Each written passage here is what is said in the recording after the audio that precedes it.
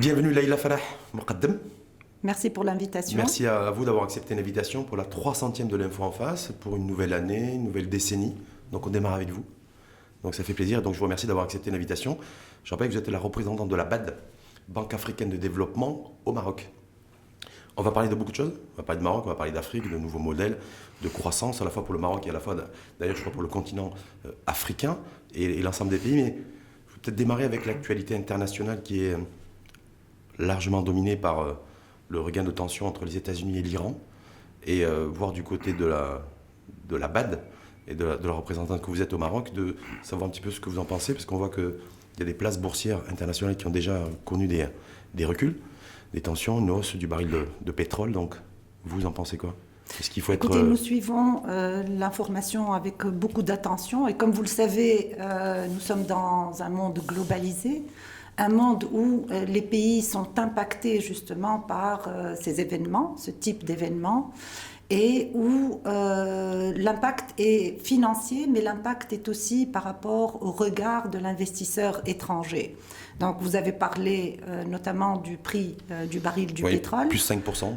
Plus 5%, qui sont quand même appréciables pour des pays importateurs nets de pétrole. Donc la facture énergétique va augmenter, et cela va impacter et la compétitivité des secteurs économiques, mais aussi la facture pour l'État. Ça veut dire aussi que, quand vous dites que tous les pays sont concernés, c'est-à-dire que ce qui se passe aujourd'hui, tension, voire menace de confrontation directe entre les États-Unis et l'Iran, va ou peut impacter tous les pays du monde, toutes les sociétés dans le monde et tous les habitants du monde.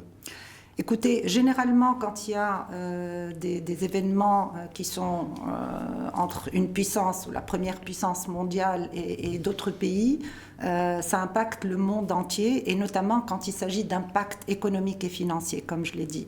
Donc ça, c'est important, et ça peut mettre à mal justement certains pays qui sont sensibles à la facture énergétique notamment, et qui sont aussi sensibles à, s'ils sont dans la région, à la manière dont ces tensions vont évoluer. Et je l'ai dit, le regard de l'investisseur étranger est important parce que, comme on l'a vu par le passé, il peut y avoir un repli justement du désir d'investir dans la région notamment, et cela va avoir effectivement un impact négatif pour certains pays. Est-ce qu'il y a un risque selon vous, parce qu'il y a plein d'économistes à travers le monde qui se posent la question aujourd'hui, d'un risque d'augmentation du prix du carburant, par exemple? Parce qu'il y a effectivement la facture énergétique pour les pays, pour les entreprises, et la facture du carburant, puisqu'on met tous de l'essence dans sa voiture. Aussi, apparemment, il y a ce risque-là aussi. C'est une question extrêmement sensible, parce que dans certains pays, le carburant est subventionné. Donc, c'est la décision des gouvernements de dire, est-ce que je répercute cette hausse sur le prix du carburant? La plupart du temps, ils ne le font pas, ou ils le font très peu, ou ils le font graduellement, ce qui laisse justement à cette facture énergétique et cette subvention un impact important sur les équilibres financiers Dernier impact et budgétaires. Sur la dette des États. On a vu aussi que ça commençait à se ressentir aussi sur la dette que les États contractent. Donc je pense à l'Allemagne qui commence à avoir un recul aussi en point de base. Est-ce que là aussi il y a un risque éventuellement de regain de tension, que ça s'inscrit dans la durée et que ça pèse aussi sur des pays d'ailleurs comme le Maroc qui contractent des emprunts sur les marchés internationaux? Absolument, il y a un risque pour la dette extérieure notamment. L'État gère son budget, mais en même temps s'assure que du côté du citoyen, l'impact n'est pas agressif, si on peut dire. Pour le cas du Maroc, je pense que même si la facture énergétique, à un moment donné, puisque c'est des étapes, et j'espère qu'on va les dépasser, on l'a vu par le passé, que ça ne reste pas très longtemps. Il y a des ajustements qui se font si les tensions ne montent pas. Et donc le retour de la compensation, vous voulez dire? Le retour de la compensation. Parce que chez nous, la facture énergétique, c'est 7 milliards de dollars annuels. Hein. Absolument. 70 milliards de dirhams. Absolument. Mais ce qui est positif pour le Maroc, c'est que la dette extérieure n'est pas si élevée que ça. Mais elle est en croissance. Elle est en croissance, mais elle reste très, très soutenable. En tout cas, c'est l'analyse que nous avons faite, et pas seulement nous. Parce que la dette extérieure, elle est à peu près autour de 300 milliards. Absolument. Voilà, donc pour vous, c'est soutenable? C'est très soutenable. Donc pas de risque particulier? Il n'y a aucun risque particulier, surtout que le Maroc s'est engagé depuis quelques années à avoir une gestion très prudente de la dette. Et nous appuyons ce processus aussi. C'est-à-dire que quand on va sur les marchés internationaux, on a le caution et le cachet de la BAD. C'est ce que vous êtes en train de dire? Quand vous allez sur les marchés internationaux, vous avez la caution et le cachet du Royaume du Maroc. Et je pense que la dernière sortie sur le marché international avec le taux d'intérêt 1,25 qui est très avantageux montre justement la confiance des marchés internationaux dans le Royaume du Maroc. Est-ce que la BAD intervient là-dessus? Nous n'intervenons pas spécifiquement là-dessus. Même indirectement? Mais nous intervenons par rapport à l'accompagnement au niveau des réformes stratégiques, macroéconomiques. Et je pense que ça, c'est-à-dire que quand on a la stabilité du cadre macroéconomique chez nous, maintient en tout cas meilleure maîtrise des déficits publics, il y a la BAD qui jette un œil. Absolument, absolument. Vous êtes bienveillante là-dessus? Nous accompagnons. Ouais. Nous sommes absolument bienveillants. Quand vous dites accompagner, c'est quoi? Parce que le FMI accompagne aussi. Nous accompagnons, c'est-à-dire nous sommes en partenariat avec le Royaume du Maroc. Donc, partenariat, nous n'avons pas de... Exactement. C'est un partenariat win-win où le dialogue de haut niveau a une place prépondérante. Et je peux dire que le niveau de dialogue est extrêmement élevé ici au Maroc, que le Maroc sait ce qu'il a à faire. Maintenant, comment le faire, c'est ça la question. Comment le faire? En tout cas, vous avez vu comme moi, et je pense que vous suivez ça de très très près, c'est la mise en place d'une commission spéciale en charge du nouveau modèle de développement. On vous a sollicité là-dessus, vous avez travaillé là-dessus, vous avez une main financière disponible au niveau de la BAD pour accompagner le financement de ce nouveau modèle. En tout cas, nous sommes sur la réflexion. On va avoir besoin de beaucoup de sous, beaucoup d'argent. Nous sommes sur la réflexion. Nous avons produit une note que nous allons présenter à la commission bientôt. En tout cas, ça, c'est notre point de vue. Mais je voudrais juste revenir sur le nouveau modèle économique. En fait, nous nouveau modèle de développement. De développement économique. Dont l'économie, mais c'est modèle au sens large. Nous ne sommes pas d'accord sur la terminologie de nouveau. On parle plus de repenser le modèle de développement économique, d'un renouveau dans le modèle de développement économique, parce que si on regarde les 20 dernières années, ce qui a été accompli par le Maroc en termes d'investissement en infrastructures, de réformes structurelles, d'un cadre macroéconomique qui est crédible, nous pensons que ce modèle économique qui a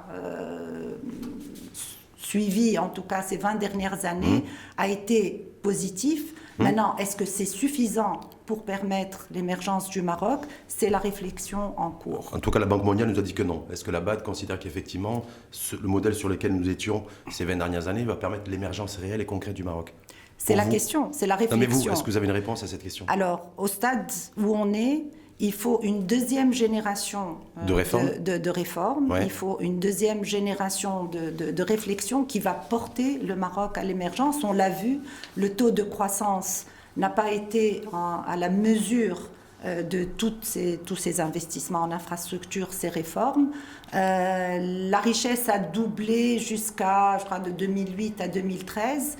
Et la richesse immatérielle représentait 77%, qui est un petit peu au niveau des pays européens, mais le taux de croissance est quand même resté à un niveau en dessous de 3%, de 5, de 6, de 7, de 8. Qui ne permet pas d'absorber justement tous ces emplois et d'assurer l'équité dont on parle. Vous avez été, Madame, solution financière pour les institutions financières internationales pendant de longues années, avant de rejoindre la BAD, je crois savoir. Est-ce que vous avez des solutions financières concrètes pour le Maroc? Vous avez dit qu'effectivement, dans les prochains jours, je crois savoir, vous allez présenter une note à la nouvelle commission en charge du nouveau modèle de développement. Mais je pense que le fer de lance, ça va être le financement et l'aspect financier. Je crois que d'abord, il faut, en tout cas de notre avis, le modèle de développement économique, c'est une vision d'avenir. Et une vision d'avenir où il y a aussi la dimension temporelle. Il y a une grande différence entre un modèle de développement économique et un modèle de croissance. Le modèle de croissance est généré par le modèle de développement économique. Et c'est un travail de moyen long terme qui nécessite plusieurs choses, et notamment aussi un changement culturel. Il y a 2 choses importantes. Le premier, c'est le contrat social. C'est-à-dire ? Donc, l'efficacité du contrat social, mettre l'humain au centre du développement, du modèle de développement économique, et mettre le développement des capacités au centre de ce modèle de développement économique, parce que c'est ça qui va faire l'avenir du Maroc. Mais quand vous dites contrat social, c'est quoi ? C'est simplement de dire, d'un point de vue théorique, replacer l'individu au cœur du développement, ou de se dire aujourd'hui, l'individu doit pouvoir jouir aussi d'assises sociales, Absolument. Voilà. Est-ce que c'est ça en fait ? Donc il y a tout. Il y a d'abord la protection sociale, le travail décent, c'est-à-dire d'avoir la formation. Si je perds mon job, j'ai des revenus qui me sont attribués, qui vont m'accompagner le temps de la transition, de retrouver un emploi, c'est une prise en charge aussi sanitaire et sociale. Oui. Ou bien il y a ça aussi, il y a tous les services publics que le citoyen doit avoir. Et je crois que le Maroc a beaucoup avancé dans ce sens-là, avec par exemple l'électrification rurale quasi universelle maintenant, l'eau potable, l'assainissement, etc. Et la protection sociale sur laquelle nous sommes. D'ailleurs, on y reviendra parce que je crois que c'est la base finale. Donc vous, en fait, vous dites que vous préconisez, Leïla Farah Mqaddam, que d'abord pour le nouveau modèle de développement, il faut d'abord un contrat social. Vous parlez social, vous ne parlez pas économie. Il faut un contrat social. Oui. Donc, tous les services publics, y compris la protection sociale. Oui. Deuxièmement, il faut donner aux citoyens toutes les chances. Donc, lui donner toutes les chances, c'est-à-dire le former, l'éduquer. Mais quel type d'éducation ? Parce que maintenant, est-ce que le Maroc a besoin de 1 million d'avocats ? Non, le Maroc a besoin d'électriciens, il a besoin de mécaniciens, il a besoin de spécialistes en robotique. Donc, switcher dans la mentalité entre si mon enfant ne va pas à l'université, il est en situation d'échec. Non. Si mon enfant fait de la formation professionnelle, il n'est pas en situation d'échec. Et je pense que cette vision-là est importante à asseoir et à se donner les moyens, notamment en formation professionnelle et surtout les nouveaux métiers d'avenir. Il y a une autre chose qui est importante, c'est le modèle de société que nous voulons pour le Maroc dans le futur. Et ça, il y a plusieurs questions liées à un modèle de société. C'est-à-dire le vivre ensemble. Le vivre ensemble, donc la confiance interpersonnelle. Oui, donc et ce n'est pas moi qui le dis, c'est l'IRES, où la confiance interpersonnelle entre les Marocains et les institutions, je vais qu'elle est faible. Oui. Et aussi toute la question liée un petit peu à quel Marocain, le jeune Marocain qui a 3 ans, 4 ans, qu'est-ce qu'on veut qu'il soit dans le futur. Donc il y a beaucoup de questions philosophiques et sociétales, et j'étais très contente de voir, je cherchais d'ailleurs dans les membres de la commission, il y a je crois un philosophe et 2... Il y a beaucoup d'académiciens d'ailleurs. Et il y a les académiciens, mais j'ai vu un philosophe et 2 spécialistes Est-ce que pour vous, parce que en sciences sociales. Je rappelle que vous êtes basé au Maroc et vous êtes en poste depuis fin 2017, c'est bien ça ? Absolument. Bientôt 3 ans ? Oui, j'entame ma 3e année. 3e année, donc vous avez suivi tous les débats sur les libertés individuelles. Je voudrais que le temps s'allonge. Vous êtes bien, je suis très bien au Maroc. Tant mieux pour vous. Mais sur les débats sur les libertés individuelles, vous l'avez suivi ? J'ai suivi personnellement. Personnellement. À titre personnel. À titre perso. Voilà, donc c'est Leïla Farah Mqaddam en tant que citoyenne du monde. Absolument. Voilà, qui a suivi ça. Est-ce que pour vous, effectivement, ça, il faut que ce soit réglé ? Je pense que moi je vais le prendre différemment parce que je viens d'un pays aussi où il y a les mêmes problématiques. On dit le pays, vous êtes d'origine tunisienne, c'est ça ? Oui, vous êtes tunisienne, je suis tunisienne, pas d'origine, je suis tunisienne. C'est la seule nationalité que j'ai. Voilà. Et je pense qu'il faut le prendre différemment. Je pense qu'il faut le prendre... nous sommes une société avec nos valeurs, avec nos cultures, nos traditions. Nos valeurs traditionnelles ? Nos valeurs traditionnelles qu'il faut préserver dans un monde qui est un petit peu, je ne dirais pas perturbé, mais qui est envahi par les réseaux sociaux, par l'information. On a l'information sur le monde entier. Comment est-ce qu'on veut allier ces valeurs traditionnelles ? On est aussi une société, nous sommes des sociétés conservatrices, il faut le dire, avec justement le modernisme, le monde de demain et le citoyen du monde que nous sommes devenus de facto. Donc je pense que c'est Tout ça. Tout ça pour dire quoi? Quand je Quand vous parle dites ça, c'est de quoi? modèle de Oui. société, Oui. comment équilibrer? Ouais. Est-ce que le mariage des mineurs, pour vous, c'est une valeur traditionnelle à préserver? Est-ce que, pardon? Le mariage des mineurs. 34 000 cas en 2018 recensés officiellement. Je n'ai pas ce chiffre-là, mais à titre personnel, je pense chiffre que... officiel qui a été délivré. Je pense que Plus de 30 000. c'est une question à discuter très sérieusement. Est-ce que c'est des sujets, selon vous, qui sont importants, qui sont importants qui ou pas, sont extrêmement, à la limite, extrêmement limite importants. le préambule, en fait, à un nouveau modèle développement? Je pense, quand je parle de modèle de société et Ouais. ce qu'on veut, et cet équilibre entre tradition et modernisme, Ouais. ça inclut aussi des questions clés comme celle-là, Et là, auquel il faut apporter des réponses. auxquelles il faut apporter des Il réponses. risque d'y avoir un mur de confrontation entre entre modernistes et conservateurs. Là. C'est ça. Oui. C'est ça le C'est-à-dire modèle qu'il de faut société. Il faut aller au feu, il faut aller... Je pense qu'il faut aller courage, graduellement. audacieux, J'avais parlé au début de la dimension temporelle et du changement des mentalités et du mindset. Et donc là, ça se situe à ce niveau-là. Je ne pense pas qu'on doive aller à la confrontation, ça n'amène rien du tout. Si elle est constructive faut travailler, autour des débats contradictoires, il n'y a pas de mal, non? Je pense qu'il faut les débats contradictoires, oui. Mais je pense qu'il faut aller vers la dimension éducation.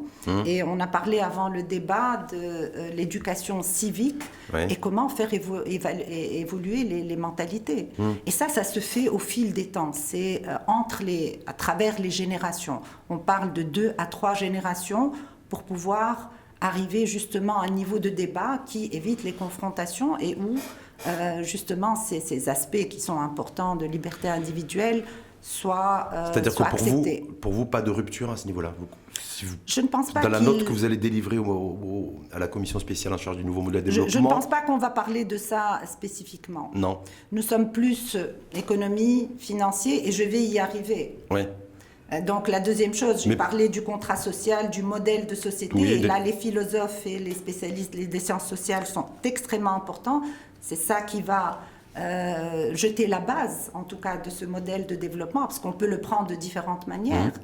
Et la deuxième chose, je pense que c'est tout ce qui a trait à la gouvernance, et notamment la gouvernance économique, l'efficacité de l'administration publique, les services rendus aux citoyens par l'administration et surtout... C'est tout ce modèle-là qu'il faut revoir selon vous ? Qu'il faut discuter en tout cas, il faut évaluer, je pense que ça a été fait. Madame, je crois qu'à l'horloge, ils ont 6 mois pour réfléchir et pour faire des suggestions et proposer.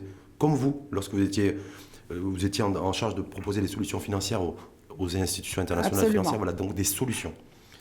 Est-ce que c'est de mettre à plat tout le modèle administratif, administration, nombre de fonctionnaires, services publics, ou c'est de faire le diagnostic et de faire des propositions?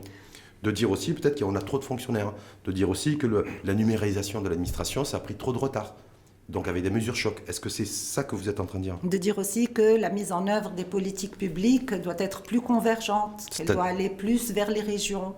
C'est prévu avec la régionalisation avancée. Je crois que là-bas, de soutien financièrement d'ailleurs. Absolument. Mais tout ça, ça va mettre du temps, la déclinaison régionale.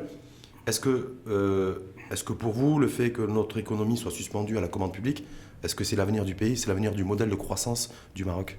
Alors, je pense d'abord, on revient aux 6 mois. Je pense que dans les 6 mois, justement, c'est les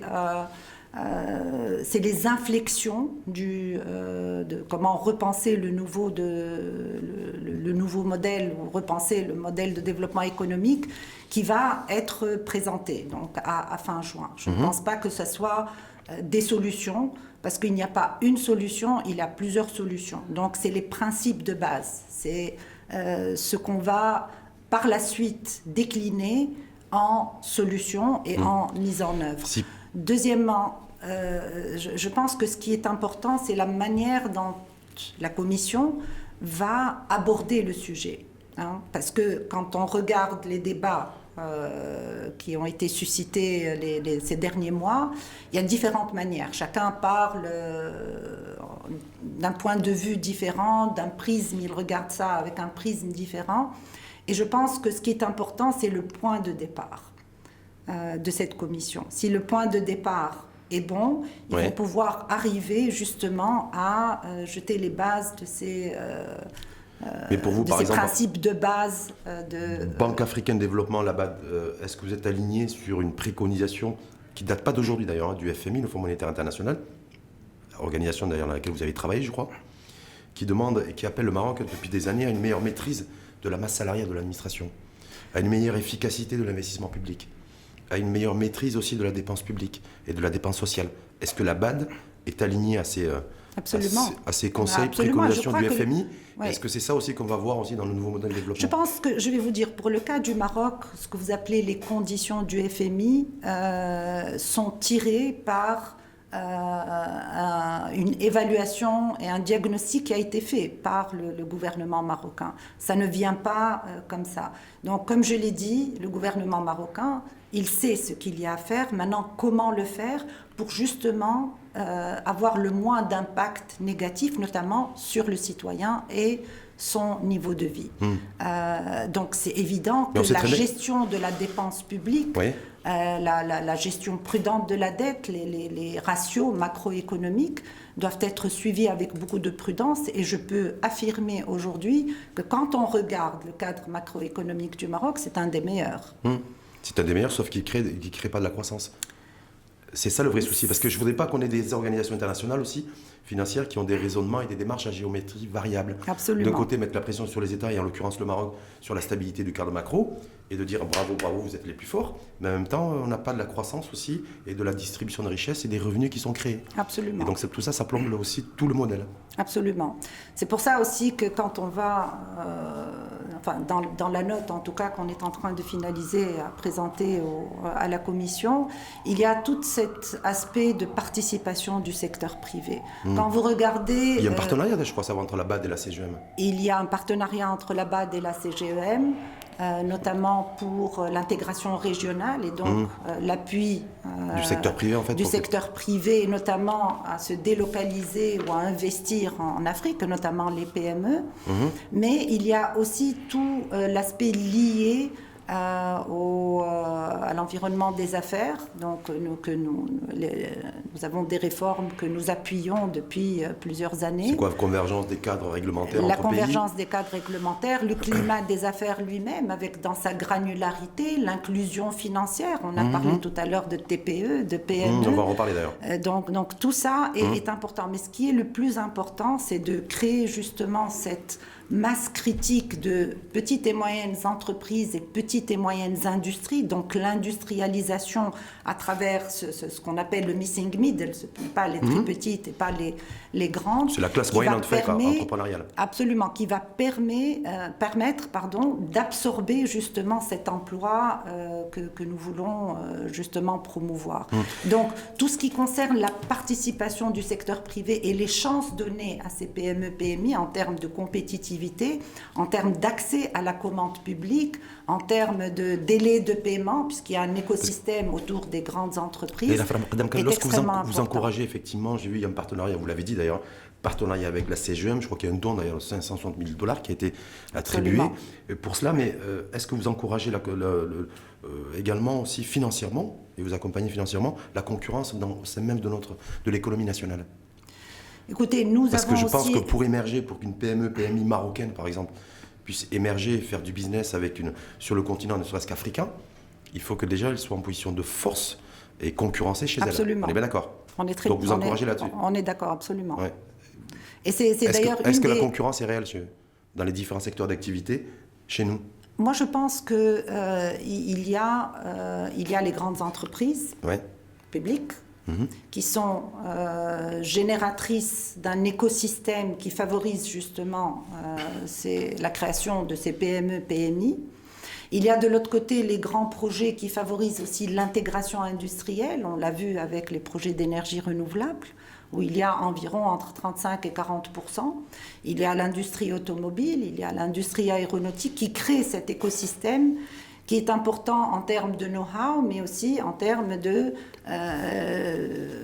viabilité et durabilité de ces PME, PMI. Est-ce que cela est suffisant ? Non. Parce qu'on voit que de l'autre côté, quand on regarde le secteur industriel lui-même, il y a encore beaucoup à faire. Et nous pensons qu'il faut s'appuyer un petit peu sur les analyses d'avantages comparatifs pour pouvoir pousser ce secteur-là, et c'est ce que nous faisons. Par exemple, quand on regarde le secteur des services, il y a encore beaucoup à faire au niveau du secteur des services, le secteur tertiaire, qui lui peut permettre Est-ce qu'il y a aussi... plus à faire au niveau du secteur secondaire ou le secteur tertiaire? Parce qu'à force d'avoir eu énormément de priorités ces dernières années, on s'est retrouvé aujourd'hui complètement noyé, ce que vous avez dit. Aujourd'hui, on appelle à beaucoup plus de convergence sectorielle. Est-ce que c'est le secondaire qui est prioritaire selon vous chez nous, ou c'est le tertiaire? Je pense qu'il y a une analyse à faire. Si on prend le secteur agricole, l'agribusiness, il y a des secteurs où il y a un avantage comparatif, il y a d'autres non. Mais je pense que le futur, c'est plutôt dans le secteur tertiaire, où le Maroc a des avantages comparatifs, a les compétences et a aussi toute la logistique.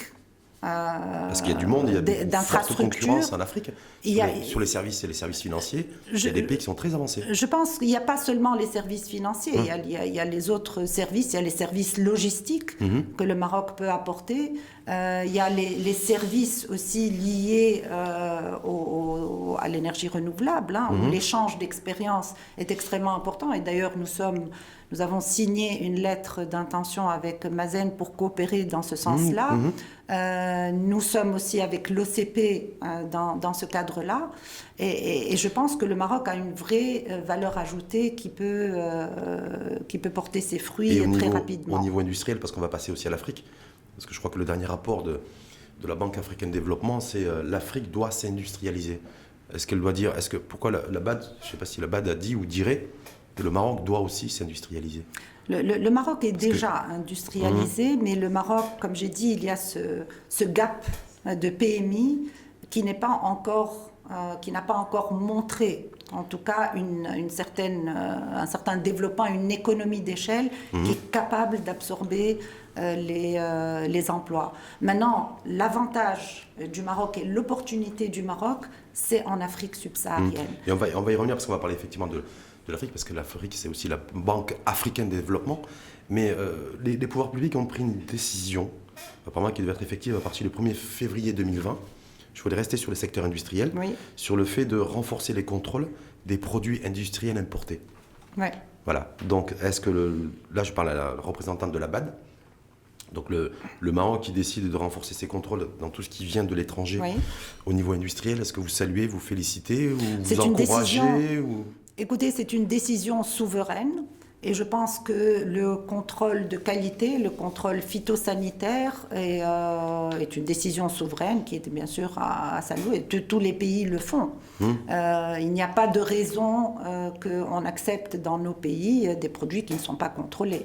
Mais les produits sont contrôlés, ça veut dire renforcer le contrôle de pneus, de batteries, j'ai vu, de carreaux, de céramique, de couches bébés aussi. Il y a des normes des normes et qualités standards. Est-ce que le renforcement des contrôles des produits importés et des produits industriels, c'est comme ça qu'on va retrouver le sentier de la croissance, de la compétitivité, de la performance selon vous? Non, je comprends ce que vous voulez dire. C'est une mesure qui en fait réagit au fait que, quand on importe, il y a des produits qui viennent de certains pays qui ne sont pas aux normes et qualités standards. C'est un peu aussi normes nationales ou normes internationales? Normes internationales et nationales qui sont, je pense, alignées. Et donc, c'est pour préserver aussi la santé du citoyen marocain. Quand vous dites ça, c'est pas du politiquement correct. C'est parce que vous le pensez véritablement. Je le pense véritablement. Mais quand on se referme sur soi-même, est-ce qu'il n'y a pas le risque aussi que chacun fasse aussi je pense qu'il y a autre chose parce que vous voyez ce que je veux dire? Chacun dit moi je ne t'achète plus de couches bébé, mais toi je te vendrai plus non plus de cacao, et puis voilà, puis ainsi de suite. Non, je pense qu'il y a aussi le contrôle et les normes et standards nationaux qui doivent être appliqués de même dans les produits qui sont fabriqués. En tout cas, il n'y a aucune naïveté dans votre propos et dans votre prise de position. Moi, elle est pragmatique et réaliste. Je n'ai pas les éléments, tous les éléments peut-être, mais ma première réaction, c'est oui. On voit beaucoup de produits qui sont dangereux, même des jouets pour bébés qui sont dangereux. Et je pense que renforcer le contrôle est important. Et parce que ça vient juste après, vous avez suivi comment aussi le fait que le Maroc souhaiterait en tout cas dénoncer certains accords de libre-échange commerciaux, y compris avec la Turquie. Donc, est-ce qu'il faut faire un lien de cause à effet, de causalité ou pas du tout? Moi, je pense c'est que le journaliste le monde... véreux, tordu que je suis qui le fait. Je sais pas. Moi, je pense que le monde est en pleine mutation. Il y a, quand on le voit, on voit un petit peu tout ce qui se passe, les États-Unis, la Chine, les accords commerciaux. Je pense qu'il y a une sorte de changement de paradigme, il y a une mutation. Justement dans le modèle de développement économique mondial. Est-ce qu'on parle maintenant de capitalisme qui a montré un peu ses limites? On parle de socialisme. On est entre les deux avec l'intelligence artificielle, comment les choses vont s'ajuster. Je pense que le monde est à un croisement de routes. Donc ce que vous dites fait partie de l'évolution des choses jusqu'à ce qu'on trouve l'équilibre, chacun pour soi, déjà dans son pays, l'équilibre nécessaire à assurer sa croissance économique, à assurer son avenir économique. Mais encore faut-il, parce que moi je pense essentiellement d'ailleurs aux consommateurs, c'est ceux qui nous écoutent et qui vous écoutent attentivement, il faut qu'ils s'y retrouvent aussi. C'est-à-dire si la couche bébé ne vient plus d'un pays étranger X ou Y, il faudrait que celle qui soit fabriquée et produite localement soit au moins d'aussi bonne qualité. Absolument. Et au moins au même prix. Absolument. Donc il faut cette garantie-là. Il faut cette garantie, c'est pour ça que j'ai dit, de l'autre côté, il faut y avoir des contrôles de normes et qualité des produits qui sont produits localement. Production en tout cas localement, le Maroc qui s'industrialise, avec d'ailleurs je crois la BAD soutient le plan d'accélération industrielle. Absolument. Depuis le début.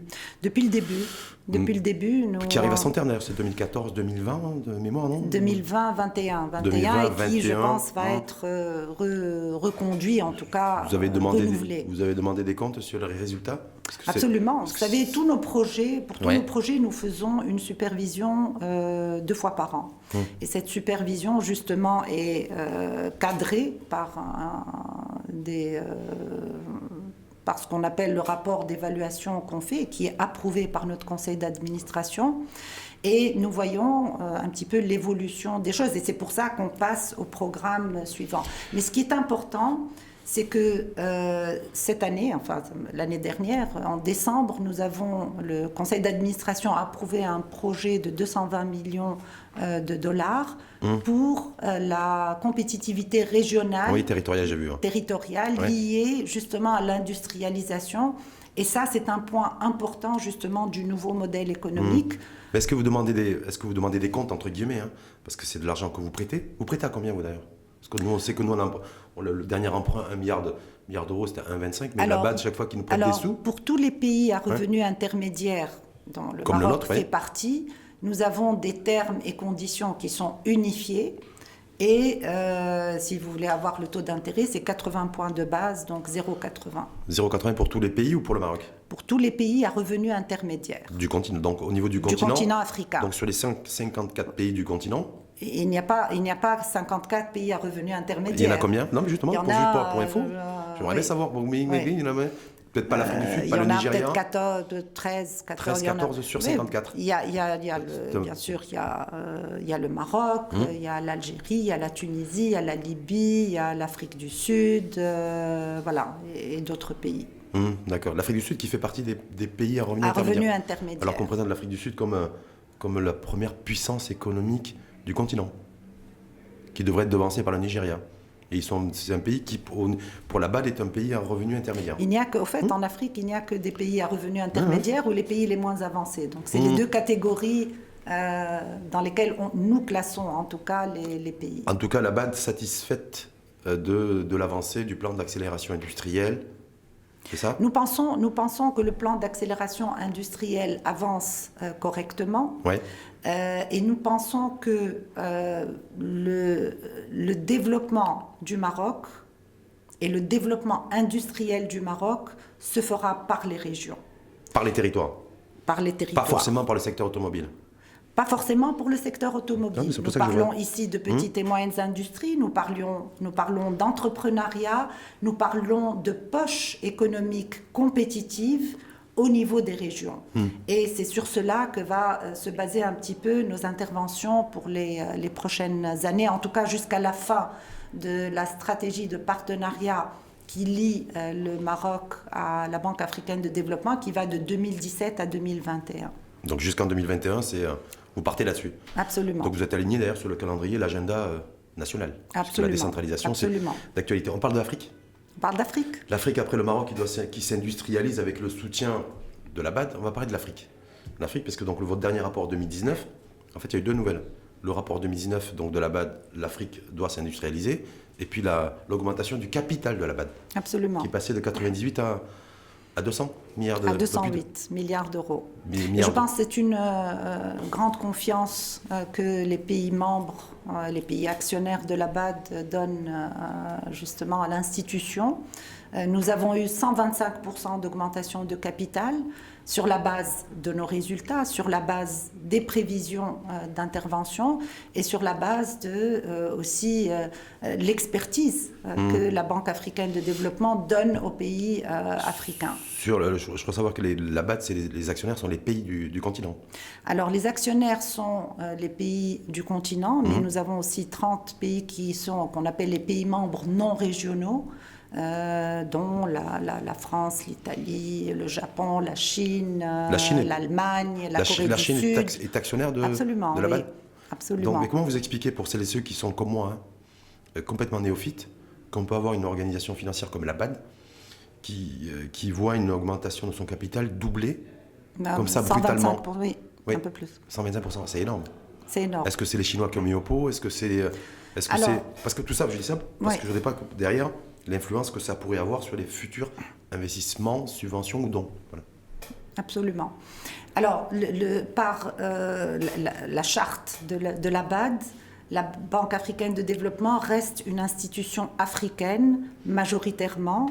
Donc, il y a 60% au moins du capital qui sera toujours détenu par les 54 pays africains et 40% maximum par les pays non africains. Non africains. Pourquoi ils ont mis au pot tout de suite, aujourd'hui en 2019, enfin fin 2019 pour 2020, pourquoi ils ne l'ont pas fait avant? Les pays qui sont aujourd'hui actionnaires au capital de la BAD, et avant ils ne l'étaient pas, et puis aujourd'hui ils ont décidé de l'être.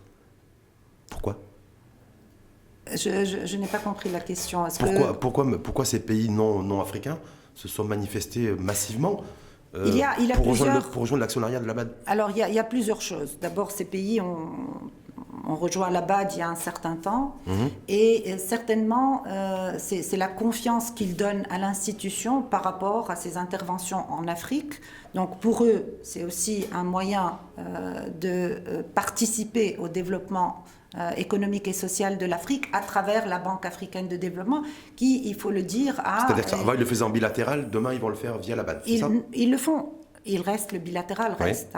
Oui. Le bilatéral reste pour tous les pays, pour la plupart des pays, en tout cas la majorité des pays. Mais le fait de passer par l'institution décuple leurs interventions en Afrique. Et puis, il y a certainement l'évolution de la Banque africaine de développement aussi en termes d'expertise, de capital humain. Et la troisième chose, c'est l'augmentation des besoins en Afrique. Donc, des besoins de financement, oui. Des besoins de financement et du gap de financement, notamment pour les infrastructures et l'énergie en particulier, mais pas seulement. Justement, parce que je crois que l'Afrique est en train de réfléchir aussi à un nouveau modèle aussi de croissance. Dans les différents pays, il y a beaucoup d'intellectuels, en tout cas, et d'économistes à travers le monde, y compris africains, qui créent le débat autour de ça. Est-ce qu'au niveau de la BAD, vous êtes aussi sur cette ligne-là ou pas? Absolument. Et à la Banque africaine de développement, nous avons un rapport annuel qui est le rapport sur les perspectives économiques en Afrique, qui justement fait l'analyse et le diagnostic de thématiques particulières.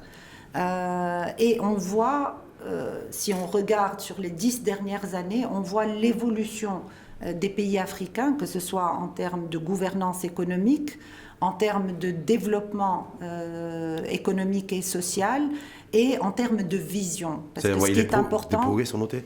Les progrès sont là, et on voit que si on regarde l'Afrique en général, les 10 pays les plus performants sont en Afrique. Et ça, c'est extrêmement important. Il y a une vision d'avenir qui est claire. Il y a une vision d'avenir qui aussi maintenant se base sur l'intégration régionale. Vous savez qu'il y a les 5 espaces, les cinq espaces économiques. On va y revenir là-dessus, mais juste quand vous dites ça, je ne peux pas m'empêcher. Là, Mokhadam, de vous poser une question, c'est que j'ai cherché pendant toute la nuit une information sur la prise de position de la BAD sur la fin de la monnaie CFA et l'arrivée de la nouvelle monnaie monétaire qui devrait s'appeler l'ECO, et j'ai rien vu. Pas encore, parce que les choses sont en train de se mettre... je me suis dit, voilà, j'ai dit... Parce que j'ai vraiment passé les toute la choses nuit. sont en train de se préciser. Je pense que c'est aussi... nous respectons la souveraineté des régions. Et donc, nous attendons un petit peu à ce que les choses se précisent un petit peu. Pourquoi ? Parce que là, vous avez parlé tout à l'heure... Officiellement, pour faire un petit peu un diagnostic et appuyer justement ce processus-là. Est-ce que vous avez un avis au niveau des pays ? Est-ce que vous avez un avis à partager avec nous en tant que représentante de la BAD Maroc sur la fin du CFA et de l'arrivée, l'émergence d'une nouvelle monnaie, une nouvelle approche monétaire, un nouvel outil monétaire ? Nous pensons et nous sommes convaincus que chaque chose arrive en son temps. C'est-à-dire avant le temps, ce n'est pas le temps. Après le temps, ce n'est plus le temps. Oui. Quand c'est le temps... Et là, pour vous, c'était le temps ? Nous pensons que c'est le bon moment. 14 pays qui en tout cas, monnayaient avec cette monnaie le CFA, adossé au trésor public français, c'est ça ? Oui. Voilà. Donc, du coup, il n'y aura plus ça. C'est le bon moment, surtout qu'on se dirige vers cette zone de libre-écéchange continentale. Donc, automatiquement, sur le long terme, on verra aussi peut-être une monnaie unique émerger. Pour l'ensemble du continent. Donc, c'est tout un processus qui se met en marche. Aujourd'hui, le fait qu'il y ait une nouvelle monnaie qui n'est plus de CFA et que ça touche 14 pays, en tout cas 8 dans un premier temps, d'Afrique de l'Ouest, ensuite je crois les 6 autres d'Afrique centrale sur les 2 prochaines années, est-ce que vous, la BAD, vous dites, vous êtes bienveillant aussi là-dessus, attention, il faut faire gaffe, il faut faire attention, même si Paris a donné des garanties en disant le Trésor restera en veille sur la réserve monétaire qui doit être au-dessus de 0, vous voyez ? Est-ce que là aussi... Je pense que là, ça va aller peut-être pays par pays en fonction justement des interventions de la Banque africaine de développement et en fonction, parce qu'on travaille aussi sur demande, nous n'imposons pas.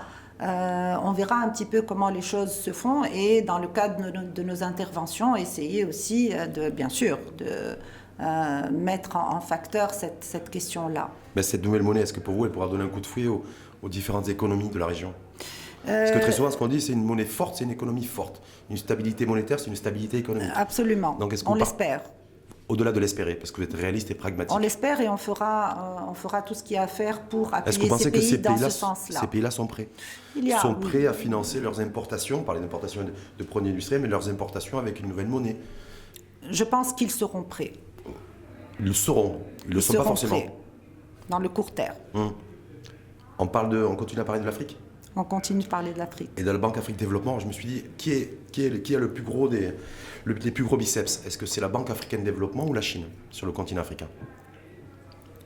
Vous comparez un multilatéral à un bilatéral. Voilà, parce que quand j'ai vu les chiffres de la présence chinoise à l'Afrique, c'est-à-dire aussi bien les prêts qui ont été attribués aux pays africains, et je donnerai les chiffres d'ailleurs ultérieurement si c'est nécessaire, et autant tout ce qui a été investi en termes d'argent en dollars, tout est libellé en dollars par les Chinois sur le continent africain, je me dis, est-ce que la BAD fait mieux, fait aussi bien ou fait moins bien ?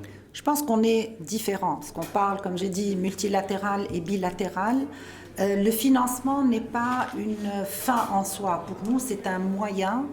Et je dois dire avec beaucoup d'assurance que nous sommes une banque de solutions, c'est-à-dire que nous accompagnons les pays, notamment avec l'expertise, avec le conseil. Et je pense que ça, c'est extrêmement important. Donc, quand on finance des projets spécifiques, mais sur le long terme. Avec un taux de rentabilité. Avec un taux de rentabilité économique pour le pays, nous nous assurons d'abord de la priorisation des investissements publics et nous nous assurons aussi de l'exécution rapide. Et le but pour nous, c'est de mesurer l'impact sur le bien-être des populations et le niveau de vie des populations. Et vous assurez aussi d'être remboursé. Ah ben oui. Ah bah, hein. je sais pas, Oui. comme vous ne l'avez pas dit, donc c'est Oui. pour ça que je me dis c'est important. Alors, Sinon, s'assurer d'être remboursé. prêter des sous, prêter de l'argent et d'être remboursé. Absolument. C'est C'est- justement la santé financière et la viabilité macroéconomique des pays que nous évaluons. On revient sur entre Pékin et Abidjan, parce que le siège de la BAD est en Côte d'Ivoire, c'est ça? Absolument. Abidjan. La Chine, je tombais sur les chiffres affolants hier soir. C'est un actionnaire. 120, oui, actionnaire de la BAD, qui a prêté entre 2000 et 2016-2017 plus de 125 milliards de dollars aux pays africains. Est-ce que la BAD a fait pareil? 125, vous êtes sûr de ce chiffre? C'est ce chiffre sur lequel je suis tombé, c'est un chiffre 125 officiel. milliards. Ouais. Sur Alors, 2002, 125 milliards de dollars ouais. de prêts de la Chine aux pays africains sur la période 2000-2016. Ouais, en 16 ans. Voilà, en Écoutez, 16 ans. nous faisons à peu près en chiffre d'affaires, je vais vous dire, puisque vous voulez comparer. Non, mais c'est comparaison n'est pas raison. Comparaison n'est pas raison. Donc absolument. Mais que ce n'est pas avoir un ordre uniquement d'idée, le financement ouais. qui est important, mais nous faisons à peu près du 10-12 milliards de dollars par an. Par an, Oui. pour le continent. Pour le continent. Donc ça veut dire que les Chinois et Pékin fait 10 fois plus. Non, j'ai dit par an. Par an. Ah oui, Ouais. par an, oui. Eux, c'est sur 16 ans. Donc 16 ans, ouais, donc vous êtes à peu près sur le même trend. Sur 10-12 milliards, tous les deux. Et, mais la Chine, est-ce que la Chine vous fait de l'ombre? Ou est-ce que la Chine, vous avez un regard, je vous dis ça parce qu'au niveau du Parlement européen, de l'Union européenne et de Bruxelles, ils regardent la Chine comme en disant, voilà, c'est la future, l'Afrique est la future colonie africaine. Alors, il y a ces choses-là. dire... Ils tirent aussi la sonnette d'alarme sur l'endettement de pays africains qui seraient sous perfusion chinoise avec des prêts, des subventions. Et alors, autres qui sont attribués. C'est pour ça que je dis la comparaison n'est pas égale. Nous sommes des multilatéraux, la Chine est un bilatéral, mais je crois que le point le plus important, c'est quand on regarde l'Afrique, les besoins en financement sont énormes. On parle une centaine de milliards d'euros par an. 200 milliards par an. Voilà. Ouais, c'est les estimations. Pour les infrastructures. Oui. Donc si on ajoute les autres secteurs, on double. Donc il y a un besoin important de financement et la Banque africaine de développement ne peut pas tout financer toute seule. Donc il est important d'avoir des partenaires, que ce soit des partenaires parallèles ou nous faisons aussi beaucoup de cofinancement. Nous avons un fonds, ce qui s'appelle le Africa Growing Together Fund de la Chine, que nous gérons et qui cofinance avec nous des projets sur une base de... Des projets de quelle nature? Des projets sociaux? Des projets notamment les projets d'infrastructure, prioritairement les projets d'infrastructure, mais aussi des projets du secteur privé. Comme vous le savez, nous ne finançons pas que les gouvernements, nous avons aussi une fenêtre secteur privé où on finance directement les projets structurants, transformationnels du secteur privé, comme les privé à privé pour l'énergie renouvelable, l'agro-industrie aussi, entre autres, et l'infrastructure. Ouais, ça c'est l'agro-industrie, en tout cas tout ce qui est agro-industrie, parce qu'on parlait de l'industrialisation de l'Afrique, c'est le thème du dernier rapport de la BAD. Au niveau industriel, on est à la rue, on est très en retard sur le continent africain. Nous sommes très en retard. Très en retard, et puis j'en ai l'impression que la mondialisation nous a tués. Non, encore plus. Au niveau industriel. Hein. Au niveau industriel. Le PIB industriel africain a baissé. Absolument. Il est sur une décroissance continue. Sur l'agro-industrie, je vais vous donner quelques chiffres qui sont importants et qui montrent l'opportunité justement d'investir en Afrique dans ce secteur-là. Actuellement, l'Afrique importe 35 milliards d'euros par an pour les produits agro-industriels. D'ici à 2035, elle en importera 120 milliards. Avec une population qui est en train d'augmenter, on parle d'ici la fin du siècle de 4 milliards, un tiers de la population mondiale, avec un taux d'urbanisation qui est en train d'augmenter et une classe moyenne en pleine croissance. Ça veut dire des changements dans la manière de consommer, notamment ces produits-là, et donc d'où l'importance justement de créer ces chaînes de valeur et de créer cette agro-industrie et de faire en sorte que les pays africains, en fonction de leurs avantages, commercent entre eux. C'est très bien donc si on prend le Maroc, c'est un secteur dans lequel le Maroc et les groupes marocains peuvent réellement se positionner en Afrique. Au niveau agro-industriel aussi, on a encore beaucoup de progrès à faire parce qu'on n'est pas très performant, vous le savez d'ailleurs. Mais ce que je voulais, ma question c'est, quand vous dites qu'effectivement l'agro-industrie en Afrique, c'est aussi un secteur d'avenir, Est-ce qu'il y a un savoir-faire industriel pour ça? Est-ce que cet avenir, est-ce qu'il n'est pas déjà destiné aux grandes firmes internationales? Voilà, toutes ces questions-là, d'autant plus que sur le continent africain, aujourd'hui, il y a toute une grande réflexion portée par certains économistes de se dire au niveau de la fiscalité, du modèle fiscal. Il s'avère que 5 points de croissance économique moyen sur le continent africain, ce n'est pas forcément 5 points de revenus supplémentaires et additionnels pour les Africains. Vous voyez? Donc c'est les firmes aussi qui peut-être qui dégagent des bénéfices et où tout repart dans la maison mère et puis pas forcément pas forcément de leurs impôts sur le territoire. Absolument. Donc, et c'est un peu toute l'action de la BAD, parce que vous savez, nous avons une vision stratégique et ce qu'on appelle les top 5. Et parmi les top 5, il y a industrialiser l'Afrique et c'est toute l'action. Nous avons tout un département avec des experts, avec du financement, qui justement fait en sorte de développer ce modèle-là, mais de le développer, l'industrialisation à travers l'agro-industrie, dans le cadre aussi régional. Donc, comme je dis, créer ces chaînes de valeur et appuyer au niveau de la gouvernance sectorielle ce secteur-là. Mais là, il faut un savoir-faire, le know-how, il s'acquiert. Hein, et c'est là où l'Afrique doit montrer... Il faut payer des fois pour l'acquérir. Il faut payer cher pour l'acquérir. On paye. Oui. Et il faut aussi que l'Afrique puisse avancer avec justement l'avancée et technologique et l'avancée de l'expertise dans ces secteurs-là. Et on parle beaucoup parce qu'il faut aller à la source aussi.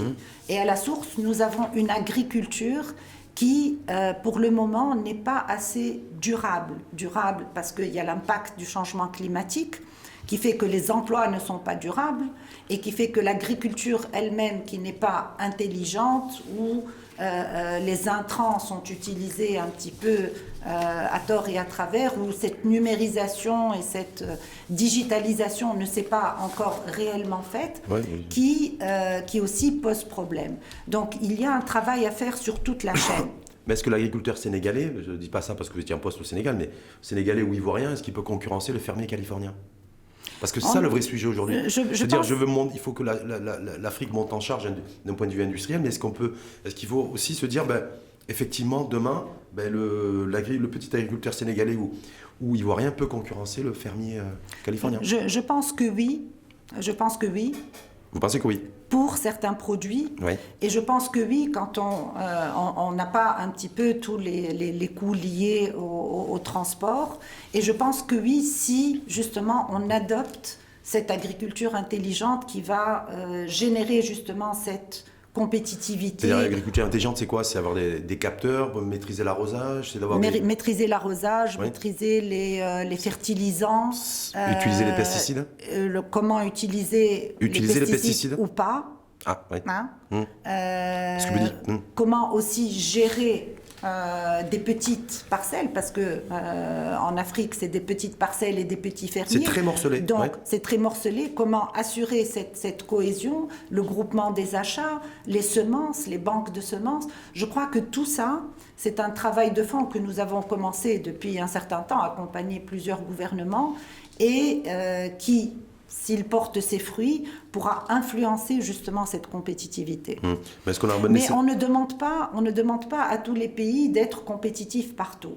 Il faut savoir où aller, il faut savoir se spécialiser. Réussir, que chaque pays puisse réussir son développement. Absolument. Et c'est de là où l'intégration régionale est importante. Tout à l'heure, vous avez fait référence à la ZLECA, parce qu'il ne faut pas oublier que la plupart des terres arables, 60% des terres arables de la planète sont en Afrique. Oui. Absolument. Mais est-ce qu'il n'y a pas le risque qu'elles soient exploitées par d'autres personnes et d'autres acteurs que des acteurs africains? Moi, je pense que tant que la valeur ajoutée reste en Afrique, je veux dire ça, c'est un peu un constat qu'on sort à chaque fois, mais je pense que le fait qu'il y ait une valeur ajoutée locale qui soit créée, qui génère de l'emploi, qui génère un know-how. On peut réussir, vous pensez que l'Afrique peut réussir le pari de la transformation industrielle sur place? Moi, je suis très positive. Ouais. Je suis très positive, mais et ça va conditionner un petit peu toute cette zone de libre-échange économique qui, nécessairement, doit voir le commerce se faire parce que le commerce intra-africain, il est très faible. Il reste 14 ou 15%. Il reste très faible. Et là, que fait la BAD pour essayer d'encourager C'est développer les pays. L'accélération, parce que quand je vois en plus le niveau d'échanges commerciaux entre la Chine et, pour venir simplement à la Chine, hein, entre la Chine et les pays africains, il est monstrueux. Absolument. Ils ont Développer les pays africains, développer justement les produits où l'avantage comparatif peut être nourri, c'est là où l'Afrique va réussir. Et aussi, ce qui est important, c'est de développer l'investissement, pousser l'investissement. Vous savez que la banque... L'investissement public ou privé? L'investissement privé. Privé. Public. La Banque africaine de développement, et c'est la 2e édition qui s'est passée en novembre 2019 à Johannesburg, a maintenant un grand événement qui s'appelle le Africa Investment Forum et qui est dédié à l'investissement public. Et c'est très simple, c'est une plateforme où nous mettons en relation les investisseurs, les grands investisseurs privés du monde avec les investisseurs africains. Quand vous dites les investisseurs, c'est les fonds d'investissement aussi? Parce que je sais qu'il y en a de plus en plus qui sont présents en Afrique. Aussi les fonds d'investissement. Oui. Mais où nous avons ce qu'on appelle les deal rooms. Pour une fois, on ne parle pas beaucoup, on parle un peu.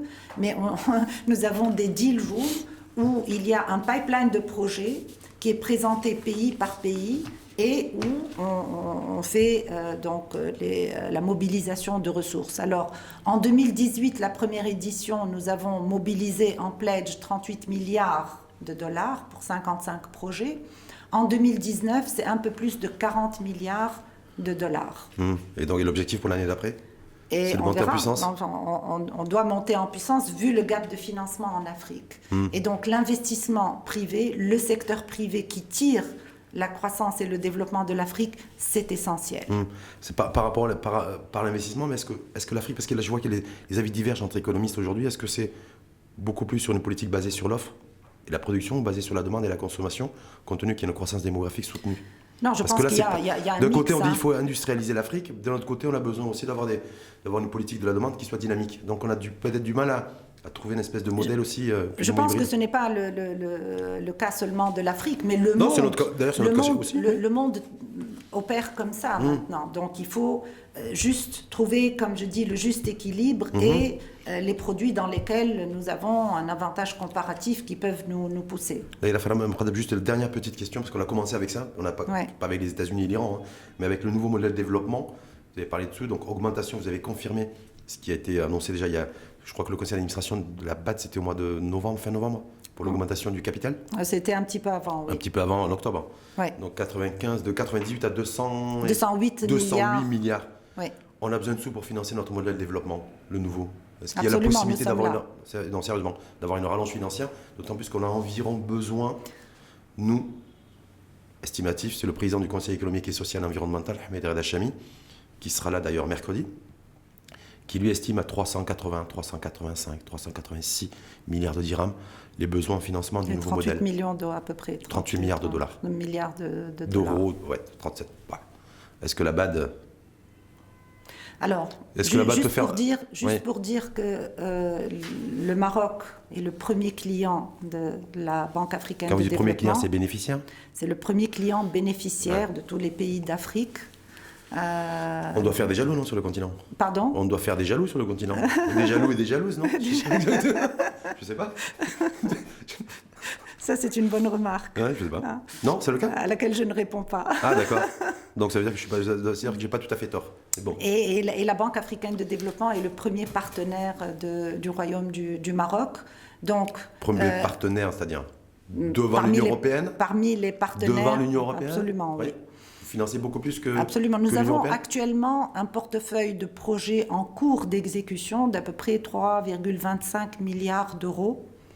Et avec un demi-siècle de partenariat, nous avons financé 166 projets pour environ un petit peu plus que 10 milliards d'euros. Donc oui, nous sommes pris, nous sommes les partenaires du Royaume du Maroc. Je me permets de vous redire, Leïla Falah Moqaddam, que nous avons besoin de 35-36 milliards. Sur quelle période? Là, sur 10 ans, sur 2020-2030, pour financer le nouveau modèle de développement. Je sais que vous intervenez pour le financement de la protection sociale. Absolument. Il y a une petite enveloppe budgétaire.